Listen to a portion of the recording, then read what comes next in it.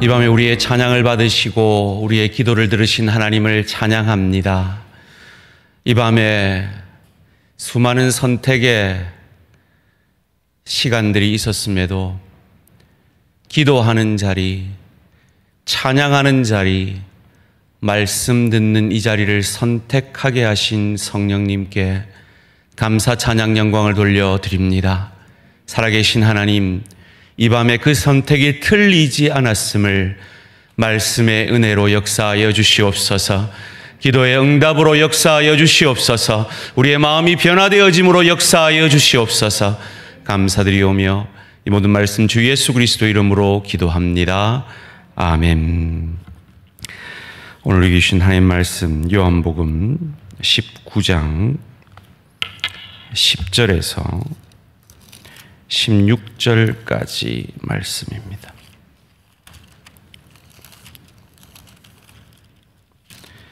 요한복음 19장 10절에서 16절까지 말씀 한 절씩 교독하실 때 살아계신 하나님의 음성을 들으시기 바랍니다. 빌라도가 이르되 내게 말하지 아니하느냐, 내가 너를 놓을 권한도 있고 십자가에 못 박을 권한도 있는 줄 알지 못하느냐. 예수께서 대답하시되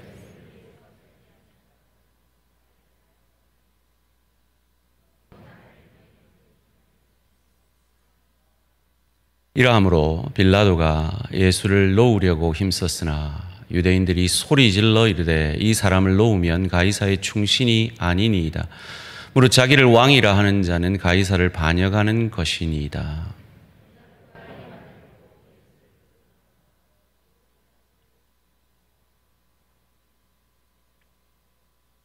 이날은 유대인의 준비일이요 때는 제6시라. 빌라도가 유대인들에게 이르되 보라, 너희 왕이로다.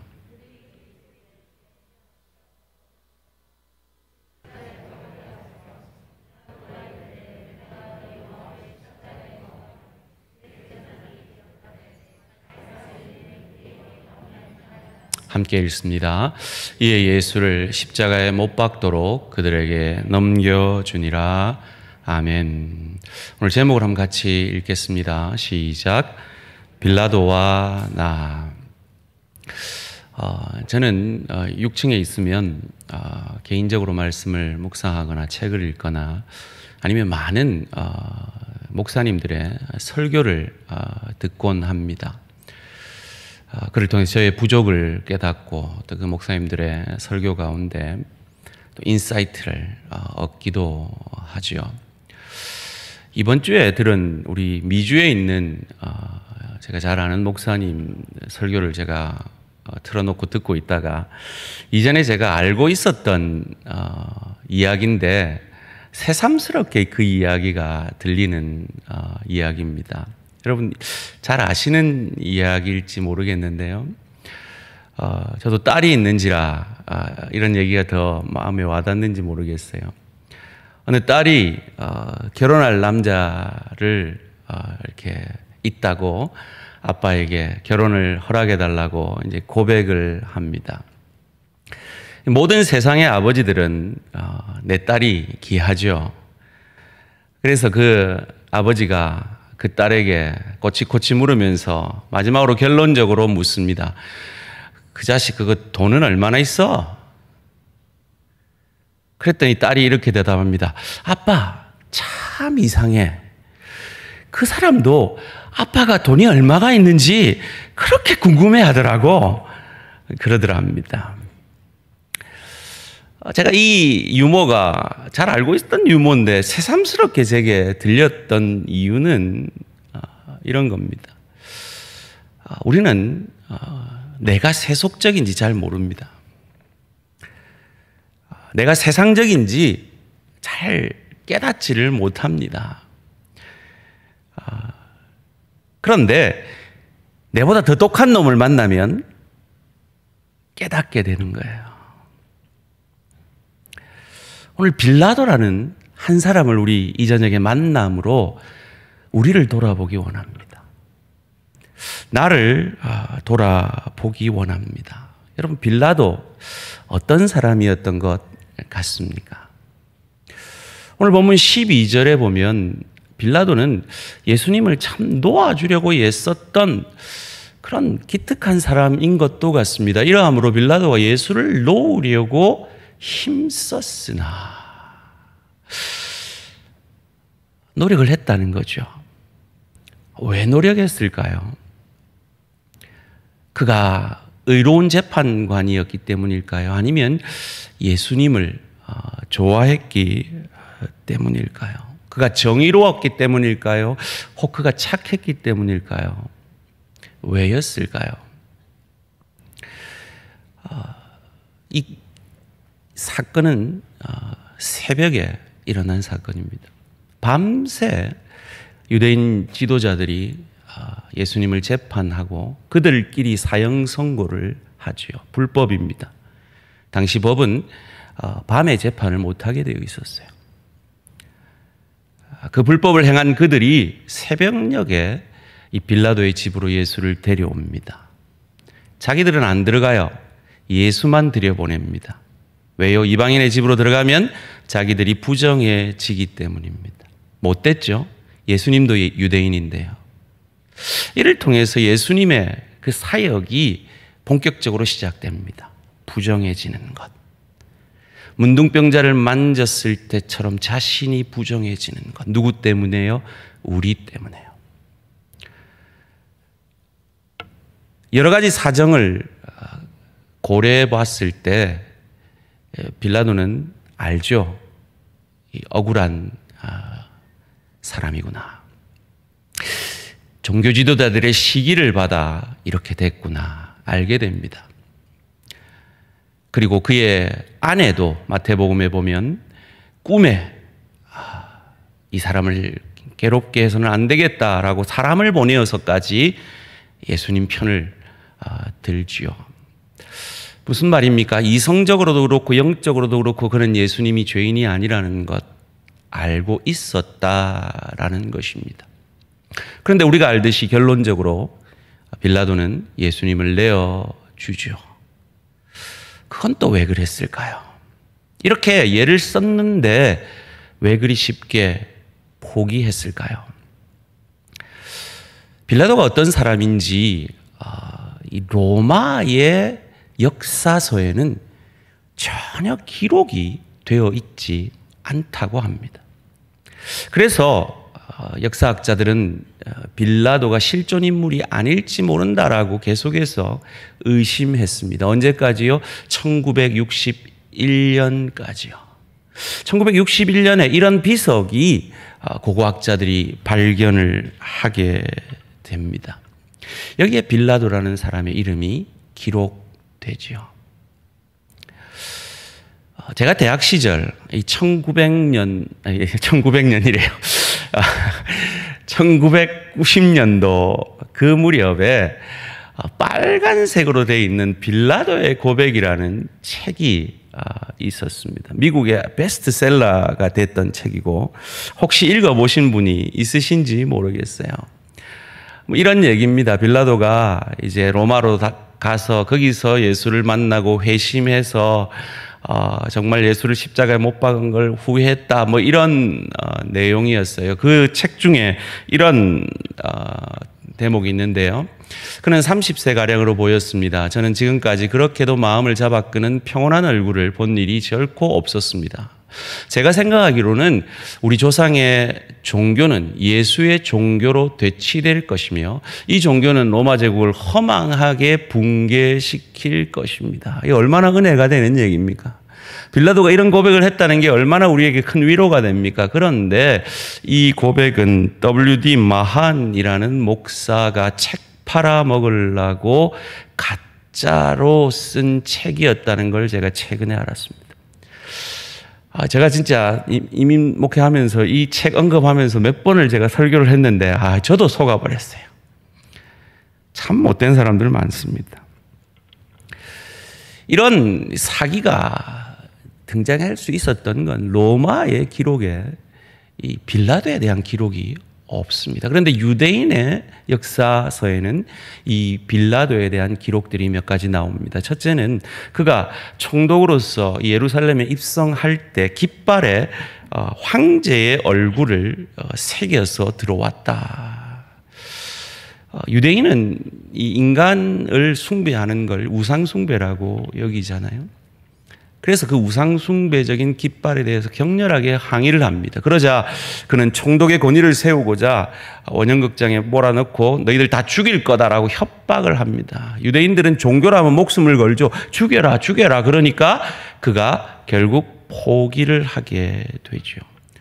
황제에게 잘 보이려고 했던 것이 그의 총독 자리도 위태롭게 여겨지자 포기한 것입니다. 또 이런 기록도 있습니다. 제가 언젠가 설교했듯이 초막절, 그러니까 그때의 연력으로는 11월에서 3월, 초막절 이후 고 11월에서 3월까지 약 50cm의 비가 와서 그들이 1년을 살아냅니다. 그런데 봄이 되면 6월절을 보내게 되고 늘 그 6월절 제사 때문에 물이 부족한 나라였습니다. 그러자 이 빌라도가 황제에게 잘 보이려고 그 상수도를 만들려고 합니다. 그런데 로마의 재정을 축내지 않기 위해서 성전에 있는 금을 가지고 그 일을 하려고 하다가 또 유대인들의 반발에 부딪힙니다. 그러자 로마 군인들을 변장시켜서 유대인들을 항의하는 유대인들을 죽이기도 하고 억압 정치를 펼쳤는데 이들이 황제에게 상소한다 해서 그것 또한 무산되어지고 맙니다.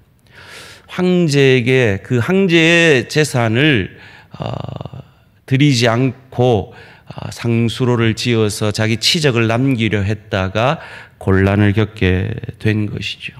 그리고 이런 기록도 있다고 합니다. 황제의 이름을 새긴 방패를 전시했다가 또 유대인들의 반발을 사서 또 유대인들과 부딪혔는데 유대인들이 또 황제에게 상소를 해서 그것이 포기되어진 사건도 있다고 합니다. 이를 통해서 우리는 빌라도가 어떤 사람인지를 알게 됩니다. 그는 철저히 황제에게 잘 보이려 했고 그가 어떤 일을 결정할 때의 기준은 그의 총독 자리가 얼마나 잘 유지되느냐 거기에만 그의 온 관심사가 있었다라는 것을 알게 됩니다. 무슨 말입니까? 그는 예수라는 한 사람의 생명을 귀히 여겼기 때문에 예수를 죽이지 않으려 노력했던 것이 아닙니다. 예수라는 사람이 뭔가 대단해서 그에게 어떤 사랑을 느꼈기 때문이 아닙니다. 오로지 자기 자신에 대한 사랑만으로 그 모든 일을 했다라는 것입니다. 그런데 왜 그가 굳이 예수를 살리려 했을까요? 그는 알고 있었던 거죠. 바로 며칠 전에 호산나 다윗의 자손 예수여라고 예수를 향하여서 열광하던 유대 백성들을 그는 보았고 들었기 때문이겠죠. 그래서 그를 죽였다가는 그의 총독 자리가 위태로울 만큼 밀란이 일어날 수도 있겠다라는 그 걱정 때문에 예수를 죽이지 않으려 노력했던 것입니다. 그런데 상황이 바뀌었습니다. 마태복음 27장 20절 말씀입니다. 대제사장들과 장로들이 무리를 권하여 바라바를 달라 하게 하고 예수를 죽이자 하게 하였더니 바라바를 주소서라고 외치고 있는 그 무리들이 누구냐? 바로 며칠 전에 예수께 호산나 다윗의 자손이여라고 외쳤던 그 무리들이 오히려 지금은 바라바를 달라고 소요를 일으킬 것 같은 그 분위기를 보았을 때 그는 상황이 역전된 것을 알게 되죠. 그래서 예수를 버리고 그의 정권을 유지하는 것을 선택하는 것입니다. 한마디로 그는 총독 자리 욕심밖에 없었던 사람입니다. 황제에게 잘 보이는 것 외에는 관심이 없었던 사람입니다. 그런데 그가 예수를 죽이면서까지 지키려 했던 그 총독 자리 얼마나 지킬 수 있었을까요? 신학자들은 예수님께서 공생에 태어나신 것이 약 AD 4년, BC 4년경일 거라고 추측을 합니다. 공생의 사역을 시작한 것이 AD 27년, 그리고 예수님이 십자가에 달린 것이 AD 30년경이라고 예상을 합니다. 그리고 이 사건이 일어난 게 AD 30년입니다. 그로부터 7년, AD 37년에 그는 총독자리에서 쫓겨납니다. 7년 동안 예수를 그들에게 넘겨주고 그가 얻은 총독자리가 7년이었습니다. 그는 그 7년을 위해 예수님을 그들에게 넘겨주었습니다. 그리고 2000년 동안 수십억의 인구의 입을 통해 예배 때마다 저주받은 한 사람의 이름으로 저주를 받고 있습니다. 하나 여쭙고 싶습니다. 여러분, 몇 살까지 사실 계획이시죠? 한번 마음으로 한번 계획해 보십시오. 몇 살까지 사실 계획이십니까? 여러분, 몇 년을 위해 살고 계십니까? 7년을 위해 살고 계십니까? 아니면 영생을 위해 살고 계십니까? 빌라도는 그 7년 호의호식했을지 모릅니다. 남들보다 배 떵떵거리고 명예로웠을지 모르겠습니다. 남들이 누리지 못한 것을 누렸을지도 모르겠습니다. 인생의 단맛을, 즐거움을 남들보다 더 누렸을지도 모르겠습니다. 그래봐야 7년이었습니다. 한 거짓 목사가 그를 회심한 사람으로 만들어버릴 정도로 그의 인생은 2000년 동안 수십억의 인구의 입을 통해 저주받은 인생으로 고백되어지는 그것과 비교해서 너무나 하찮은 것을 위해 그는 예수를 십자가에 못 박게 했습니다. 빌라도 앞에 우리는 어떻습니까? 빌라도와 비교해서 우리는 어떤 삶을 삽니까? 우리가 빌라도 같지 않기를 원해서 예수님은 말씀하십니다. 너희 재물을 하늘에 쌓아두라. 거기는 좀과 동록이 먹지 않는다. 빌립보서 3장 19절을 함께 읽겠습니다. 빌립보서 3장 19절입니다. 시작. 그들의 마침은 멸망이요 그들의 신은 배요 그 영광은 그들의 부끄러움에 있고 땅의 일을 생각하는 자라. 땅의 일을 생각하며 그들의 배가 신인, 다른 말로 하면 그들의 이익이 신인, 내 기분이 좋고 내 자존심이 살고 내게 이익이 되어지고 내가 더 권력을 누리고 명예롭고 내가 좀 더 벌고 그것을 위해 사는 그들을 향하여 부끄러운 인생이라고 말합니다. 빌라도의 그것처럼 말이죠. 우리는 어떠합니까? 우리는 어떻게 살아야 합니까? 예수님처럼 지는 것 같지만 부끄러움 가운데 망한 것 같았지만 그 십자가의 죽으심으로 우리를 살려내신 주님, 우리를 구원해 내셔서 지는 것 같지만 이기신 그 주님, 그래서 수십억의 인구의 사람들을 통해 지금도 영광 받으시는 그 주님처럼 살아야 하지 않겠습니까? 왜 우리가 그래야 합니까? 그것을 오늘 본문 10절, 11절이 우리에게 가르쳐 줍니다. 빌라도가 이르되 내게 말하지 아니하느냐? 내가 너를 놓을 권한도 있고 십자가에 못 박을 권한도 있는 줄 알지 못하느냐. 세상은 우리에게 이렇게 말합니다. 내가 너를 놓아줄 권한이 있다. 세상의 돈이 우리에게 말합니다. 내가 너를 행복하게 해줄 권한이 있다. 세상의 명예가 우리에게 그렇게 말합니다. 내 자존심을 지키라고 사단은 우리에게 속삭입니다. 내가 너를 놓을 권한이 있다. 여러분의 상사가 여러분에게 유혹합니다. 내가 너를 높일 권한이 있다. 세상이 우리에게 그렇게 말합니다. 그런데 예수님은 그것이 사실이 아님을 이어지는 본문 가운데 이렇게 말합니다. 예수께서 대답하시되 위에서 주지 아니하셨더라면 나를 해할 권한이 없었으리니 그러므로 나를 내게 넘겨준 자의 죄는 더 크다 하시니라.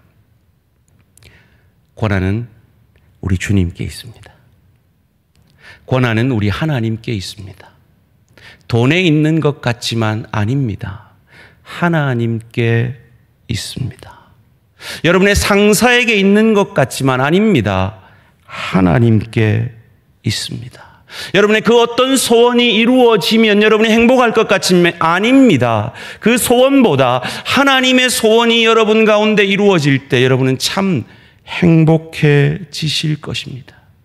여러분 안에 있는 어떤 두려움을 없이 하기 위해서 여러분이 어떤 세상의 노력과 타협을 할지라도 그 두려움은 결코 없어지지 않습니다.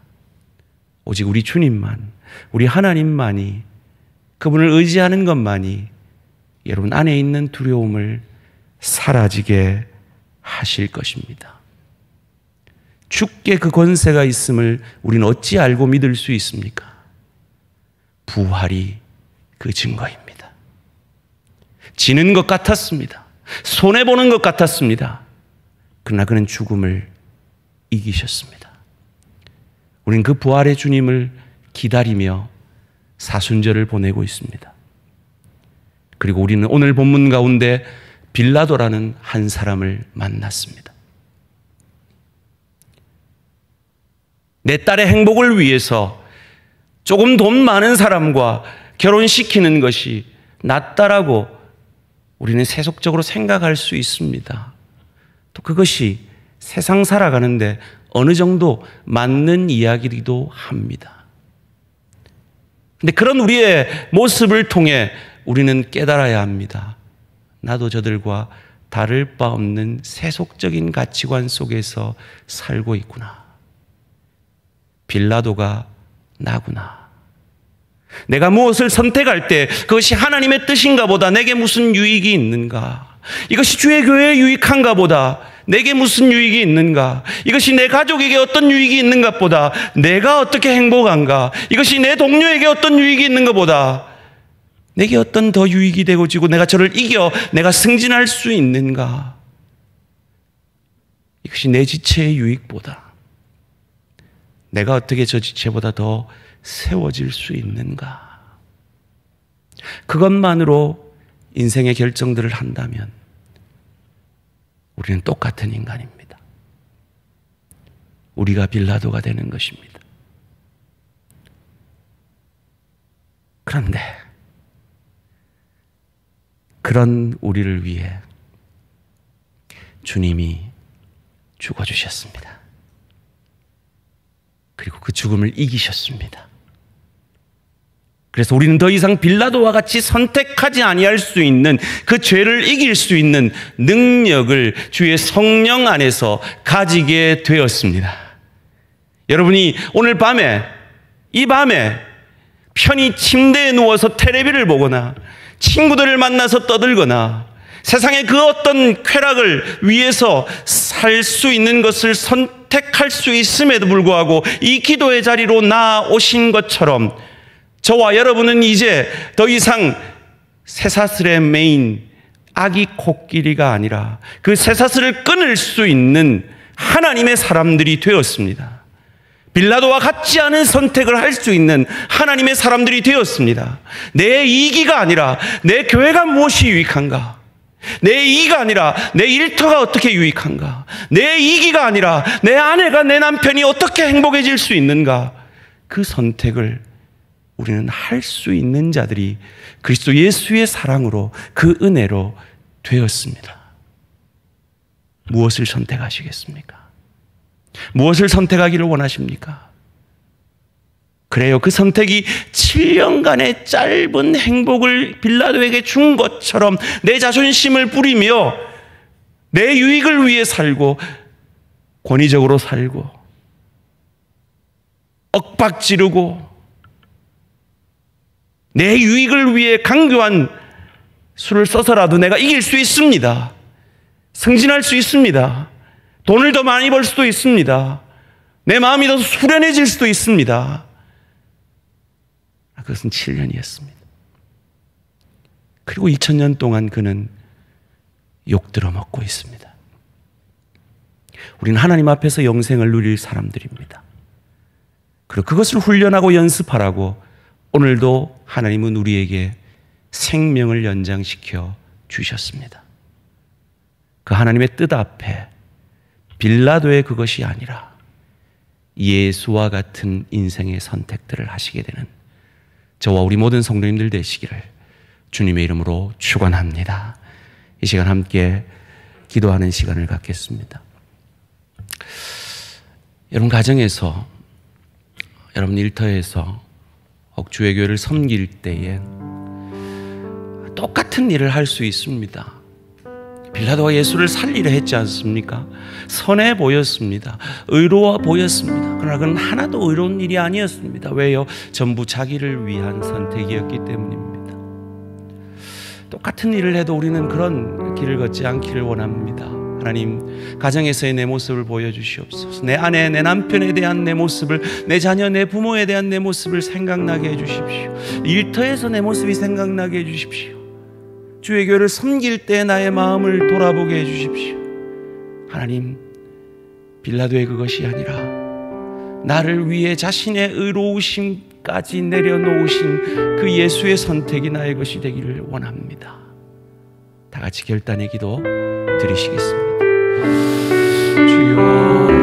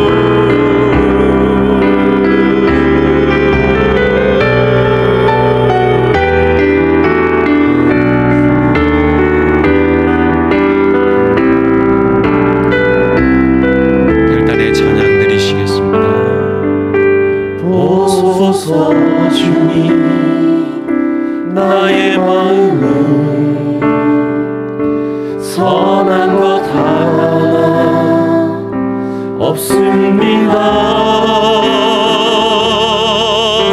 그러나 내 모든 것 주께 드립니다. 사랑으로 안으시고 날 새롭게 하소서. 주님, 나의 마음은 선한 것 하나. 주님, 내가 빌라도와 같은 자입니다. 내게 하나님의 사랑을 깨닫게 하셔서